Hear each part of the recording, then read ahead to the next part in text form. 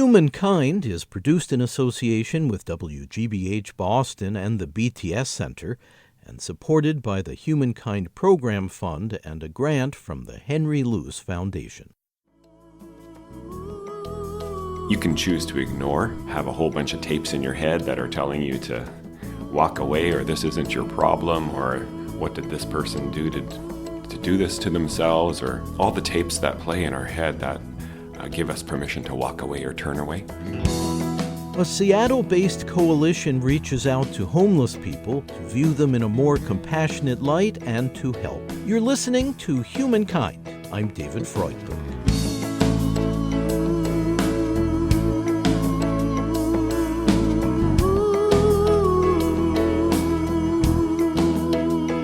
At a time when some outsiders, people viewed as the other, are being turned away, a new effort is emerging to welcome the stranger. We are equal, mutual, co-inhabitants of this earth. We are neighbors together. We only survive together. And when somebody feels this separation, this sense of outsidedness, this fear of the other, that they don't belong, that's where the deep wounding really is. Kae Eaton is director and lead chaplain of the Mental Health Chaplaincy, founded in Seattle over 30 years ago. They serve a population facing homelessness and addictions and mental illness, a community that is often marginalized. I visited one Seattle site where vulnerable street people can get a meal and find shelter. I was accompanied by social worker Larry Clum.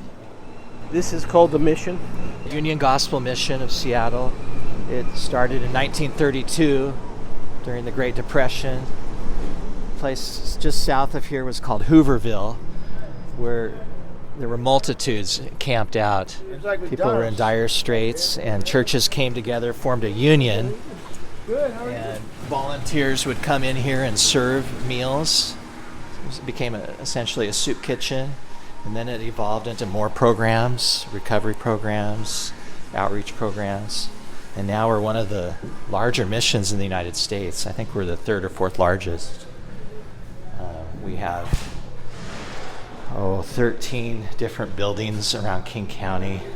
Here in Seattle? Yeah, in the Seattle area. Larry is director of community mental health programs at the mission. He introduced me to someone he'd met on a street corner about 5 years earlier, a man known as T.Y., which stands for Thomas Young. T.Y. was a professional basketball player in Europe. Now, at age 65, he's hit upon hard financial times, as well as health concerns, including heart problems. He has trouble standing for long periods and wears an oxygen tube, which you'll hear. He often hangs out in Pioneer Square downtown. I panhandle down there. Okay, and I know everybody down there in Pioneer Square. Everybody knows T.Y. So I'm the self-proclaimed mayor of Pioneer Square. Yeah, this is true. But even for a mayor, the streets can be a lonely and cold place. T.Y. says he came to recognize that Larry and his coworker Ryan Likes truly cared about him. When I was out there, homeless and whatnot, didn't have nothing, right? Lost my mind behind it. Every now and then, I would pray. And you know something? After I got up off my knees, I felt so good. I really felt good, even though it was a temporary fix. But I found out about that. If I keep praying, it's a permanent fix. And so whenever I got down in a rut, I just prayed. And it still works, and I recommend people to get on the heaven-bound train. I truly recommend it to anybody. Get on the heaven-bound train. That's right. And it picks up all passengers. It don't discriminate, You won't be an illegal alien, That thing that Trump is doing, whatever. Well, this ain't political, but. So when you interacted with Larry and with Ryan, and they were talking with you and listening to you and they were giving you ideas. Can you describe some of what that was like? Well, to me, it filled me, because it gave me a sense that someone really cares about me, and they were relentless. I didn't see them one day and saw them again 2 months later. I would see them maybe 4 times or 5 times a week, and they were always there. Ask me, what do you need? And what would you tell them that you need? Some socks. I socks them to death. Oh boy. They gave me not necessarily guidance, but inner strength, to carry on, because I suffer from depression, and Has that been true for a long time? what, the depression? Oh yeah, ever since I went through this homelessness ordeal, just when I really developed it, T.Y. has a long history of recurrent major depressive disorder. He has battled poverty, hunger, addiction, and family discord. T.Y. turns to his Christian faith for strength. He told me that today he lives in a decent, small apartment and depends on Social Security. To supplement his income, T.Y. continues to panhandle, which he views as therapy that allows him to be around others.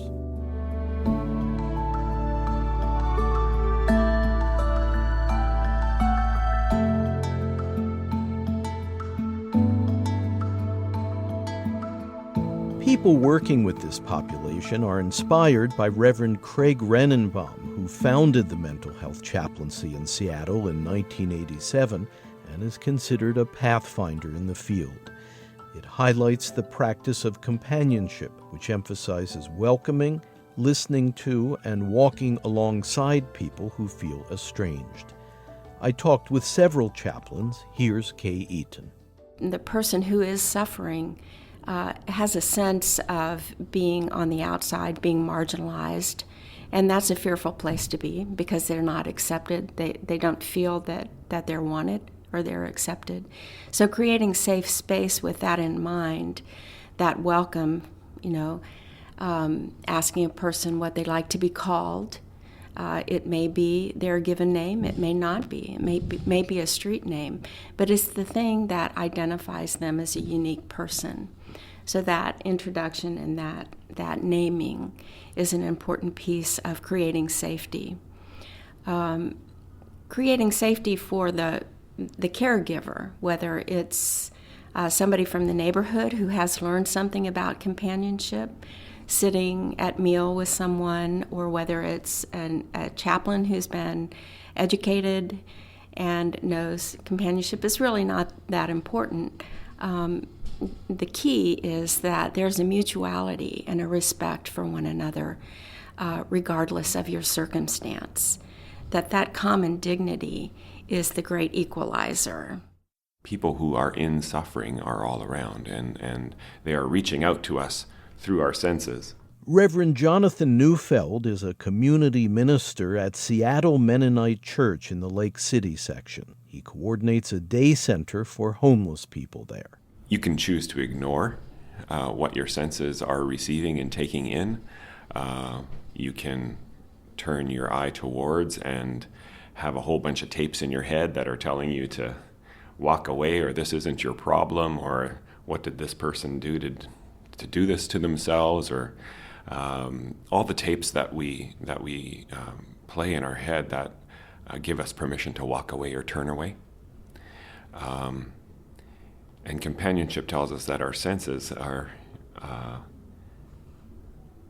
is actually a point of invitation to perhaps draw closer, to have at least the briefest connection which acknowledges their existence and their humanity, whether it's just a simple greeting. And if that encounter is repeated and comes into your frame again and again, perhaps there might be opportunities for that interaction to develop. but you may also make no assumptions about that. So in the context of our day center, where we bring together people who are volunteers and concerned citizens with people experiencing homelessness, I think the simple introduction of one person to another is the beginning of welcoming the stranger. In the context of our community ministry, we have neighbors, housed neighbors who volunteer, who come into the day center and sit at table with people and get to know each other by name. The best outcome for me as a person working in a neighborhood is knowing that those volunteers in the neighborhood who now have gotten to know each other, gotten to know people experiencing homelessness by name, now walk in this neighborhood knowing people and being known. And when you are otherwise walking in a neighborhood where you don't know your neighbor by name, that you have never met and never had the chance to even make the basic human connection of knowing who you're with, you can walk in a neighborhood with a lot of fear and uncertainty about what you're encountering, especially when you see someone who is suffering. But when you've had that initial chance to make a human connection, you walk in your neighborhood like it transforms your sense of safety in that space because you now know each other. Why do we fear the person who's suffering?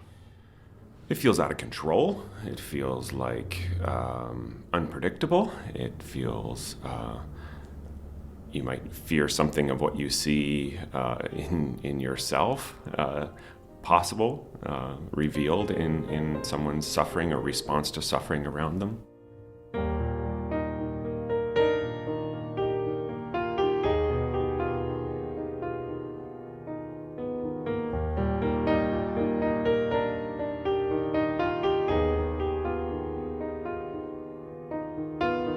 The struggles of people dealing with homelessness and mental health challenges can be aggravated by how society treats these folks. Beverly Hartz works for the Veterans Administration Puget Sound healthcare system in Seattle, where she serves as a chaplain in the inpatient mental health unit. Many times I find that the stranger is a stranger to himself or to herself. And coming beside them in this welcoming, this hospitality, where we stand next to and bear witness and gaze into the eyes of this person, we start to watch them perceive their own identity differently. Perceive themselves differently. Exactly. We, most of us, are lucky enough to have many things that ground us into our identity. Our families, our friends, our vocations, our jobs, our homes. And when we find people that have severed ties with those grounding moments, they often lose themselves in the process too. So if we can look at them, not as the other, but as ourselves, if I can see myself in you, then we start to create a reality, actually for both of us. It's not a one-way street. It's a gift that travels in both directions. So that's a very deep insight, to be able to see yourself in the person that you're looking at, that you're working with, that you're trying to help in some way. Can you explain what it means to see yourself in them? Because outwardly they may be very different from you. I think we move through phases of that kind of awareness. We may pass someone on the street that's disheveled and unhoused, and we say, well, that's not me. That's not me, and that never could be me. We may move to the step of saying, there but for the grace of God, go I. But I think the final and most important step we have to take is to say, there I am. That is me. So when you say, there I am, that is me, that's a deep identification with their humanity? Yes. We are one. We fight against that every day. We do the best we can to create the illusion that we're all separate, but we are not. I believe it's very true that whatever is happening to that person that I am seeing, that I'm bearing witness to, in many ways it's happening to me also. And are you noticing in yourself when you are in dialogue with that other person, those parts of you that are being touched, those buttons in you that are being pushed? Absolutely. You have to be aware of that. We do a great deal of training of becoming aware of our own triggers and our own buttons.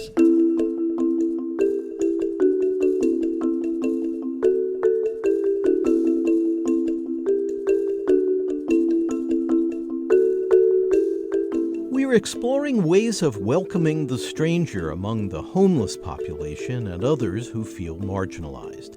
You're listening to Humankind. I'm David Freudberg.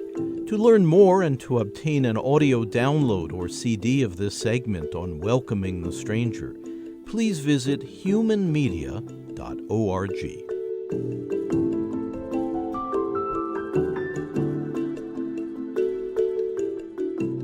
The Seattle metro area has recently experienced a surge in homelessness. Analysts attribute the spike to inadequate affordable housing in an attractive city. Powerhouses like Amazon, Microsoft, and Starbucks are headquartered there and put upward pressure on the cost of living. People at the margins may find themselves no longer able to hold on. Here's T.Y. recorded at the Mission. Again, you'll hear his oxygen tube. Let me tell you something about me, man. In the beginning, man, I'm big, black, and ugly. Okay. Well, I think you're big and black, but I don't think you're ugly. I think you might have that part wrong. Well, I'm big, black, and very handsome then, but sometimes I would cry like a baby. I mean, just cry. It hurts so much. And some people lets it out in different ways. Maybe do drugs or whatever, but I used to cry, man. What was it that hurt so much at that point? Well, a lot of it was loneliness. Sometimes you sink low where you think you don't have a purpose. But sad days, man. No. And are those in the past for you? I plan for them to be in the past for me. I'm gonna do everything in my powers, to keep them back there. How would you describe your relationship today with God? I talk to him as often as I can. I might pray some 8-9 times a day. Call him up. Just gotta talk to him. Tell him what you need. Tell him what you need.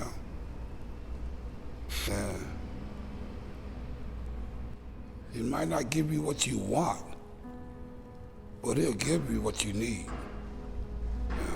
That's real talk too. He'll give you what you need. So what is your part of that bargain? If God gives you what you need and you can rely on that, what do you need to do? Faith and honor God.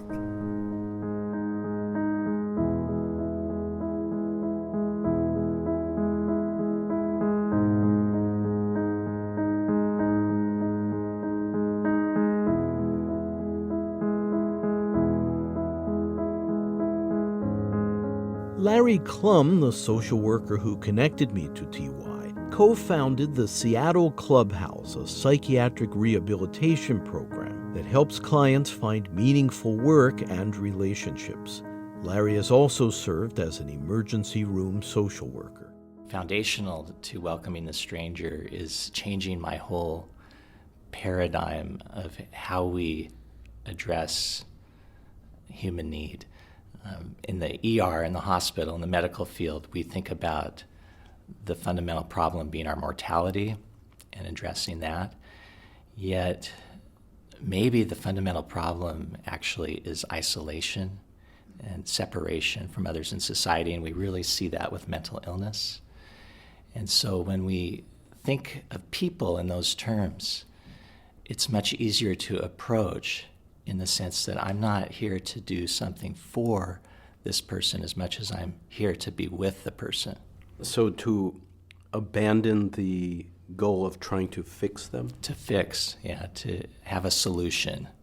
And I think that causes a hesitancy in many of us to approach because we think we're not experts. This person's having symptoms here that are beyond me. I'm just a shelter worker. What can I do?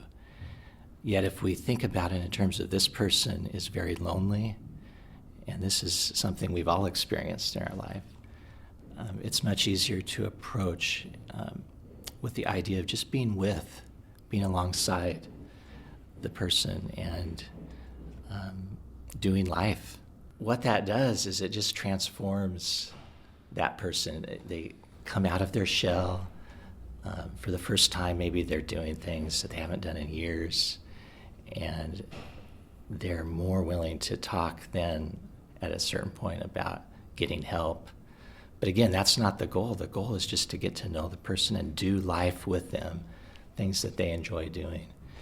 And what we've seen is lives transformed, many stories, just from taking that bent, that angle on approaching, on welcoming the stranger, rather than what can we do to help this person, fix this person.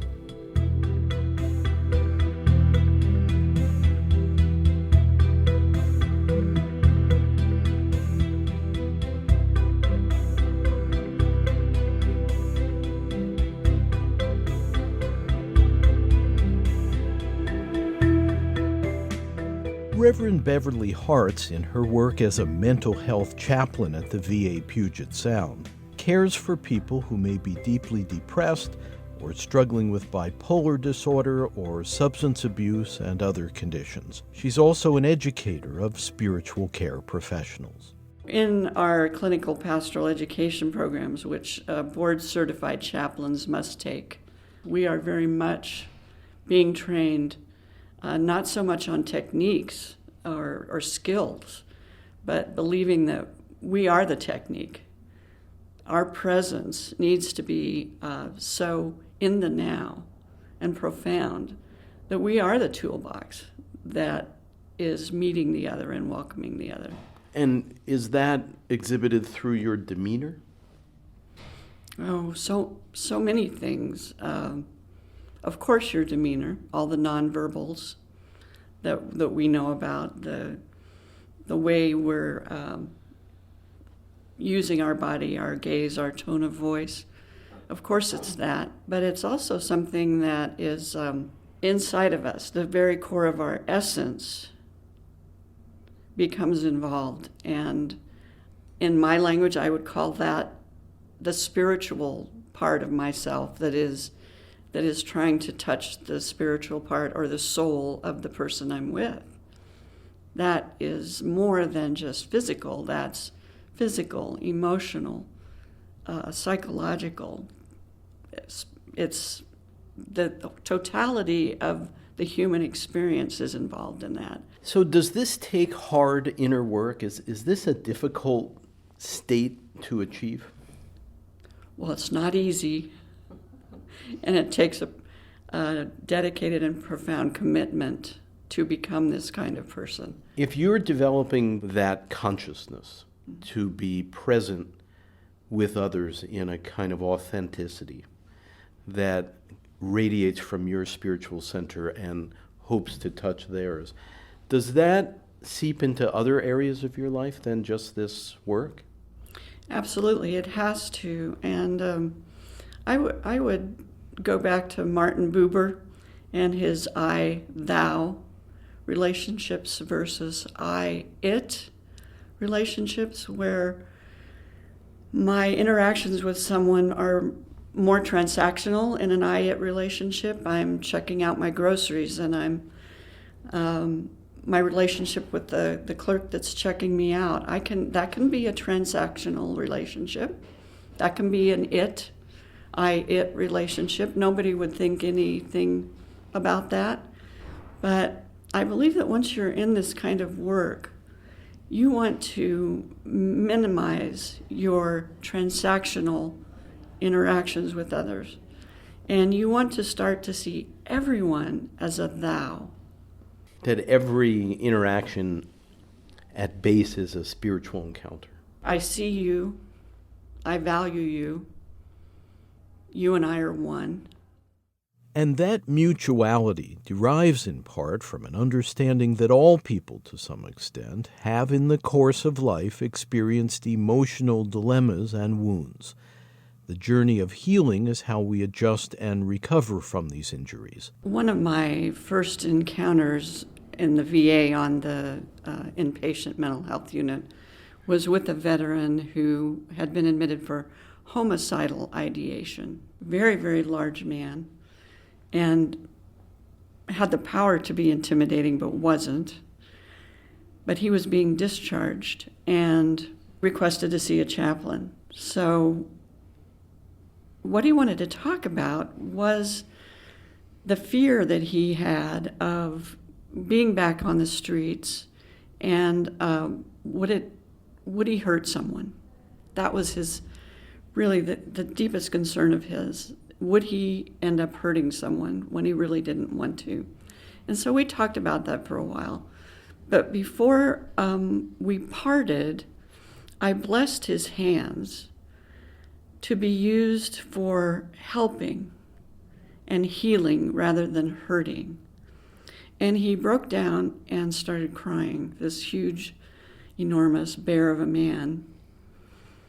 And that's when I think of that in-between space. It's a strange mathematical dilemma where 1 + 1 = 3. It's unquantifiable in that moment. There's no name for it.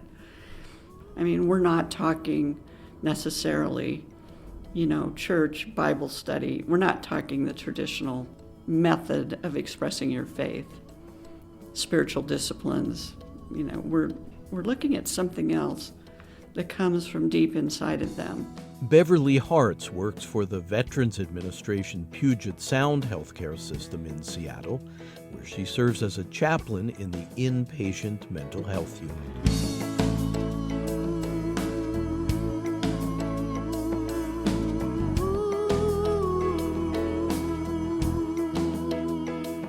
You're listening to Humankind. I'm David Freudberg. Editorial assistance from David Cruz, Andrew Andresco, Ken Rogers, and Kathy Graham.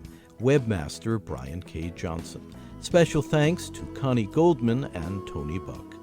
Our program is presented by Human Media. Program development provided by Shart Media. To purchase a CD copy of this program, please call 1-800-5-LISTEN. That's 1-800-5-LISTEN. Or visit our website, where you can also obtain an audio download of this and our other programs and can hear selected episodes free.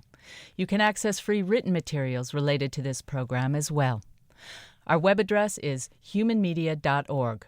Again, if you'd like to purchase a CD copy of Humankind by phone, please call 1-800-5-LISTEN, and our web address is humanmedia.org. And you can subscribe to our new series, The Spiritual Care Podcast. It's free at Apple Podcasts and elsewhere. This segment, Welcoming the Stranger, is Humankind program number 262. The executive producer is David Freudberg. This is Humankind.